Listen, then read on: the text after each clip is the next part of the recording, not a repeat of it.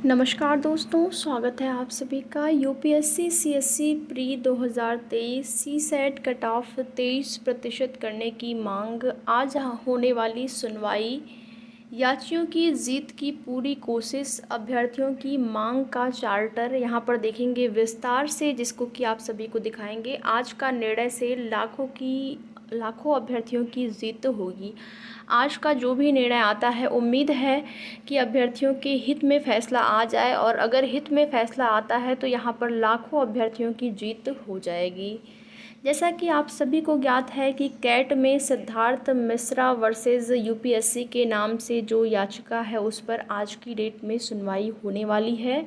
और यहाँ पर पूरी कोशिश है, अभ्यर्थियों ने भी अलग अलग प्लेटफॉर्म के माध्यम से अपनी मांगों को इस प्रकार से रखा है कि उम्मीद है कि उनके हित में फैसला आ सकता है, क्योंकि अभ्यर्थियों की मांग जो है बिल्कुल जायज़ है। ऐसा नहीं है कि वो कोई ऐसी मांग कर रहे हैं जो कि पूरी नहीं हो सकती है। और यहाँ पर जो भी चीज़ें हैं, या फिर यूपीएससी की जो भी मनमानी है, वो मनमानी नहीं होनी चाहिए। कहीं न कहीं इससे यूपीएससी के पारदर्शिता पर सवाल उठ रहा है। यहाँ पर देखेंगे जो अभ्यर्थियों की मांग का चार्टर है, वो इस विस्तार से आप लोग देख पाएंगे।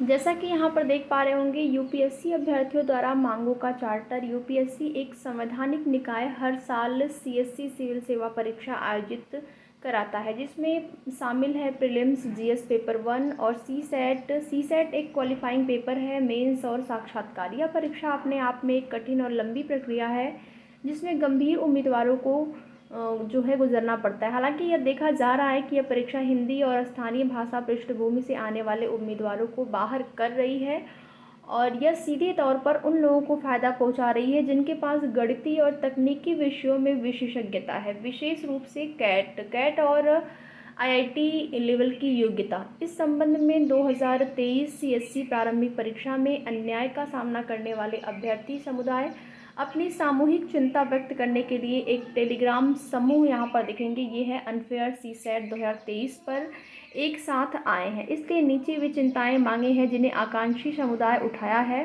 और इनके द्वारा जो मांग उठाई गई है उसमें आप देखेंगे यूपीएससी सीएससी सीसेट 2023 के योग्यता मापदंडों को 33% से घटाकर 33% से घटाकर 23%, 10% की गिरावट, जैसा कि यूपीएससी सीडीएस परीक्षा 2019 में किया गया, और संशोधित प्रीलिम्स 2023 परिणाम लाएं, या उन 25 से अधिक प्रश्नों को हटा दें जो पाठ्यक्रम से बाहर के आए थे। जैसा कि यूपीएससी द्वारा 2020 जीएस पेपर 1 में 2 प्रश्नों के लिए किया गया था। सेट ए को संदर्भ के रूप में लेते हुए प्रश्न संख्या 27 और 52। इसके अलावा 2021 यूपीएससी सीएससी प्रारंभिक परीक्षा में जीएस का एक प्रश्न सेट को संदर्भ के रूप में प्रस्तुत। कई ऐसे संदर्भ अभ्यर्थियों ने प्रस्तुत किया है, ऐसे नहीं है कि केवल ऐसे ही अभ्यर्थियों ने मांग रखी है।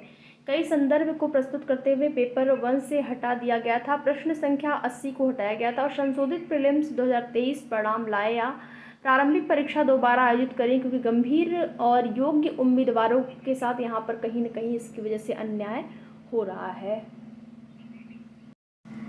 जिसमें आगे आप लोग देख सकते हैं, केंद्रीय प्रशासनिक न्यायाधिकरण में यूपीएससी अभ्यर्थियों की दलील। अभ्यर्थी ने आरोप लगाया है कि 28 मई 2023 के पेपर 2 सीसेट में ऐसे प्रश्न थे जो पाठ्यक्रम के बाहर से आए हुए थे, और यूपीएससी ने अपनी आधिकारिक अधिसूचना में विशेष रूप से उल्लेख किया है कि सीसेट में बुनियादी संख्यात्मकता 10वीं कक्षा के स्तर से पूछी जाएगी, लेकिन सीसेट में के प्रश्न क्रम परिवर्तन और संयोजन जैसे विषयों से पूछे गए थे, जो 10वीं कक्षा तक शामिल नहीं है। 80 में से 25 से अधिक प्रश्न, लगभग 29 पाठ्यक्रम से बाहर के प्रश्न जो है थे यहाँ पर। यहाँ तक कि ऐसे कई प्रश्न पिछले वर्ष की आईआईटी और कैट परीक्षाओं में सीधे पूछे गए थे। हमारे पास उनके सबूत भी हैं, और इन सभी चीज़ों के कारण निर्धारित समय के भीतर पेपर हल करना भी बेहद कठिन हो गया था, क्योंकि प्रश्न जो थे वो जो आपकी आउट ऑफ सिलेबस आए हुए थे, तो बहुत सारे प्रश्न अभ्यर्थियों को समझने में ही काफ़ी टाइम लग गया, तो इस वजह से उनको टाइम की भी कमी हो गई, और उनकी मांगे यूपीएससी सीएससी प्रारंभिक परीक्षा से सीसेट को हटा दे, क्योंकि यह मजबूत गणितीय और तकनीकी पृष्ठभूमि के से आने वाले छात्र को लाभ दे रहा है और साथ ही प्रारंभिक चरण में ही हिंदी और स्थानीय भाषाओं के छात्रों की छंटनी करके उनके साथ पक्षपात कर रहा है। इसके अलावा वंचित पृष्ठभूमि से आने वाले उम्मीदवार जो इस पेपर के लिए विशेष और महंगे मार्गदर्शन का खर्च वहन नहीं कर सकते हैं, उन्हें भी प्रारंभिक चरण में ही बाहर कर दिया जा रहा है। जबकि प्रारंभिक चरण में योग्यता जीएस पेपर 1 द्वारा की जाती है, न कि यहाँ पर इस पेपर द्वारा। यहाँ यह ध्यान रखना महत्वपूर्ण है कि यूपीएससी सीएससी के सीसेट को हटाना यूपीएससी विजन दस्तावेज 2019 की सिफारिशों में से एक रहा है।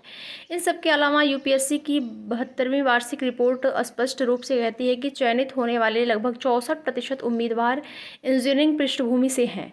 यह चिंता का विषय है, क्योंकि एक ऐसी परीक्षा में जहां सभी पृष्ठभूमि के उम्मीदवार उपस्थित होते हैं, उन पर एक क्षेत्र विशेष के उम्मीदवारों का वर्चस्व हो रहा है। हम स्पष्ट रूप से दावा करते हैं कि सीसेट पेपर जानबूझकर हिंदी और स्थानीय भाषा के उम्मीदवारों को किनारे कर रहा है और साथ ही उन लाखों सपनों को चकनाचूर कर रहा है जो समाज के ग्रामीण और वंचित वर्ग से आते हैं। इसलिए हम मांग करते हैं कि सीसेट पेपर को बिना किसी देरी के 2024 से ही हटाया जाना चाहिए। और आगे देखेंगे यूपीएससी सीएससी 2023 के सामान्य अध्ययन जीएस पेपर 1 के संबंध में भी चिंताएं उठाई गई हैं। जीएस पेपर 1 के 100 प्रश्नों में से यहाँ पर 47 प्रश्न कुछ विशिष्ट पैटर्न के थे और उनमें विशिष्टता के साथ साथ वस्तुनिष्ठता का भी अभाव था। भले ही किसी उम्मीदवार ने सही विकल्प चिन्हित किया हो, फिर भी यह आकलन करना संभव नहीं है कि उम्मीदवार ने वास्तव में सही कथन की पहचान की है या नहीं। इस तरह पेपर का झुकाव ज्ञान परीक्षण की बजाय अच्छे नसीब की ओर अधिक था। यानी कि ये हो सकता है कि तुक्के में आंसर सही हो गया हो, ऐसा कहना है अभ्यर्थियों का कि बिल्कुल कंफर्म ये नहीं पता चल पा रहा था कि कौन सा ऑप्शन बिल्कुल एकदम एग्जैक्ट ये सही हो सकता है। इसको लेकर भी कन्फ्यूज़न थी। तो अभ्यर्थियों का ये कहना है कि ये ज्ञान परीक्षण के बजाय अच्छे नसीब की ओर अधिक था। इसलिए हम कभी कभी होता है कि तुक्के में भी प्रश्न, एक आध दो प्रश्न सही हो जाते हैं। इसलिए हम एक विशेषज्ञ समिति के गठन की मांग करते हैं जिसमें छात्र प्रतिनिधित्व भी होगा, जो इस मामले को देखेगा और परीक्षा पैटर्न में तेजी से बदलाव के संबंध में यूपीएससी सीएससी 2023 जीएस पेपर 1 का मूल्यांकन करेगा। तो मांग की है अभ्यर्थियों ने एक विशेष समिति की गठन की। यूपीएससी उम्मीदवार की आयु की गणना उस वर्ष की 1 अगस्त से करता है जिस वर्ष उम्मीदवार आवेदन कर रहा है। इस संदर्भ में हमारी मांग है कि आयु गणना तिथि को उस वर्ष की 1 जनवरी से बदल दिया जाए जिस वर्ष उम्मीदवार आवेदन कर रहा है। इस मांग के पीछे तर्क यह दिया गया है कि यह प्रक्रिया एक तरह से ऐसे लाखों उम्मीदवारों के साथ भेदभाव करती है जिनकी जन्मतिथि को लेकर भी यहाँ पर जो अभ्यर्थियों की मांग है आप लोग देख सकते हैं कि इस प्रकार से अभ्यर्थियों ने का कहना है कि 1 जनवरी से बदल दिया जाए। आगे देखेंगे तो सब मिलाकर देखा जाए तो एक प्रकार से यही है कि हिंदी माध्यम के या हिंदी मीडियम के जो छात्र हैं वो इससे बाहर हो रहे हैं और जो अभ्यर्थी जिनका सामान्य ग्रेजुएशन है वो लोग बाहर हो जा रहे हैं और जो अभ्यर्थी जो है वो आईआईटी या फिर मैथ बैकग्राउंड वाले जो अभ्यर्थी हैं वो इसमें ज़्यादातर जो है शामिल हो पा रहे हैं, यानी ज़्यादा अभ्यर्थी जो है इसमें क्वालिफाई किए हुए हैं, ये अभ्यर्थियों का कहना है। तो इस प्रकार से अभ्यर्थियों ने अपनी मांग रखी है। अब देखना ये होता है कि क्या फैसला आता है। अभ्यर्थियों ने जो मांग रखी है वो ऐसे ही नहीं रख दिए हैं, उन्होंने कई तर्क भी दिया है, कई दलील भी उनके द्वारा यहाँ पर दी गई है, दलील के साथ उन्होंने अपने मांगों को रखा है। तो देखते हैं आगे की जो भी जैसी भी सूचना मिलती रहेगी आप सभी को उसकी जानकारी समय समय पर इस चैनल के माध्यम से दी जाएगी। तो एक छोटा सा निवेदन, चैनल को सब्सक्राइब ज़रूर कर लें जिससे कि आने वाली जो भी न्यूज़ होगी उससे आप लोग अवगत हो पाएंगे। तो वीडियो में लास्ट तक बने रहने के लिए आप लोगों का बहुत बहुत धन्यवाद।